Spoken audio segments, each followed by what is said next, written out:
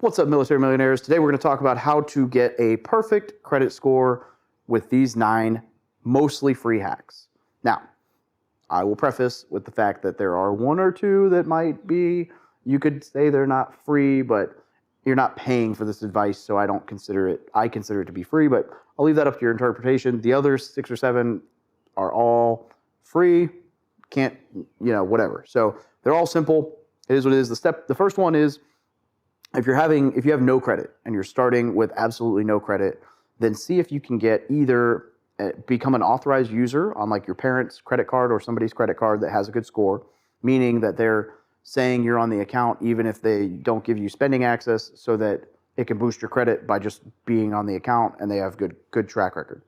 Or get a secured credit card, meaning you have to like put the money down. You put $500 down on the card and then you use it like a credit card, even though realistically it's like a prepaid card, but it'll help your credit. So those are 2 ways that you can start if you have no credit at all. That's step 1. Step number 2 is to read and review your credit report. So you can do this. You can go to freecreditreport.com. I use ScoreSense. It's like $2 or $3 a month, whatever. But there's a couple different ways that you can monitor your credit and just keep an eye on it. Just look at your credit report. Make sure there's not anything on it that shouldn't be on it. So if somebody else is dead or something you paid off that's showing as still delinquent or whatever the case may be, just go in, review the credit history, make sure that it's accurate, close accounts that should be closed, open accounts if they should be open, whatever.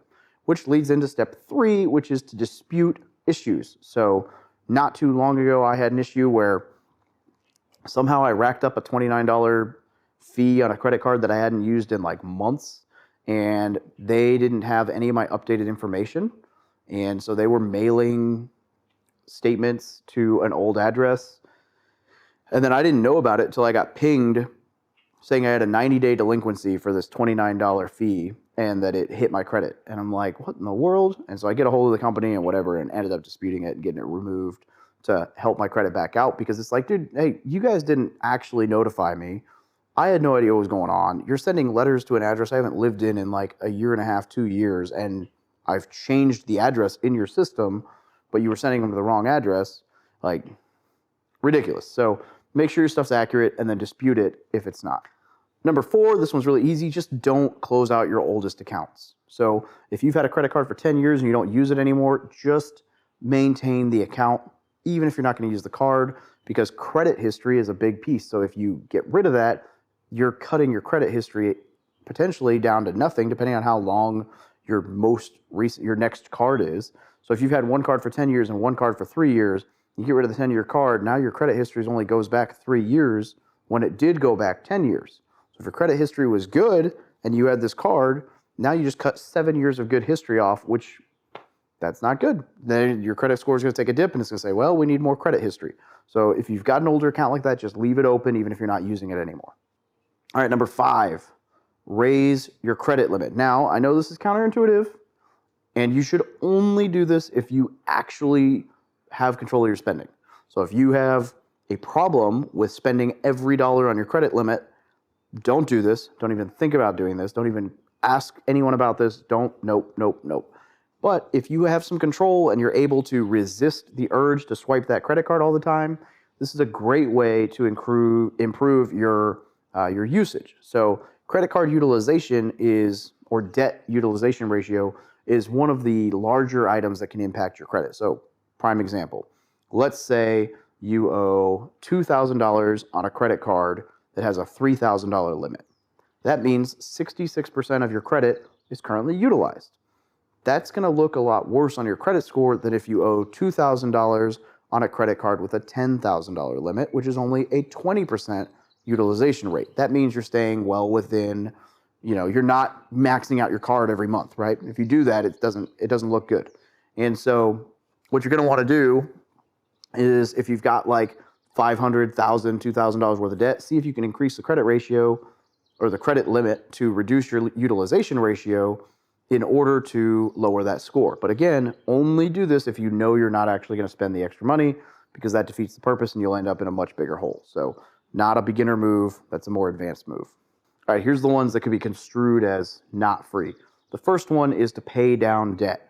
So again, this goes into credit utilization ratio, but the less debt you have and the more you make these payments, the better all of your stuff's going to be. So do it strategically. You can do either the debt snowball or the debt avalanche method.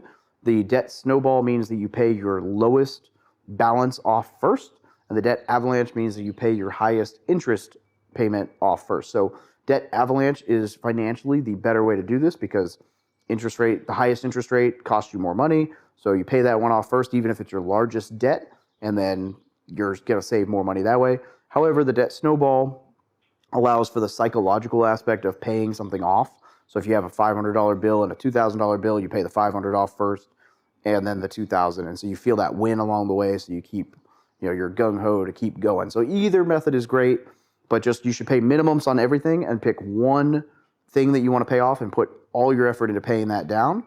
And then once that's paid down, roll all that money into the next one and start paying the rest down that way, right? So that's the fastest way to lower your credit utilization or your debt and get your credit utilization down and just not have massive amounts of debt. Again, it's totally free. It's just you're paying off your debt. So it's not like you're paying someone for this system, but paying off your debt. All right, number 8, pay off any overdue balances, right? If you've got an overdue balance or something, just the whole letting it go to claims and letting it go away, like just pay it off. If you can afford to pay it off, just pay it off, right? Get done with it, move on, no longer on your report, whatever. And then number 9, arguably the most important of these credit recovery repair hacks, and probably one of the least paid attention to. Don't do dumb shit to sabotage your credit. So now that you're working on your credit, you're improving all this stuff, don't go out and buy a bunch of stuff. Don't miss payments. Don't, like the little things. Just make your payments on time, stay within a good credit utilization, maintain a good credit history, and just don't do stupid things to sabotage your payments. Don't get a car repossessed. Don't miss payments. Don't, max out all your credit cards. Just be smart with your money. You'll be all right. Cool. So that was 9 credit boosting tricks, hacks, however you want to say it. I hope this helps you improve your credit score because that'll improve your likelihood of being qualified for a mortgage so you can start building wealth through real estate and just better rates and terms on any debt that you ever need to get. Now, obviously, you should stay away from bad debt, focus on good debt, but that's another video for another time. Hope you got something out of this. Make sure you subscribe and click the like button and all that other wonderful stuff if you got something out of this video to help us out. We would really appreciate it, and have a great day.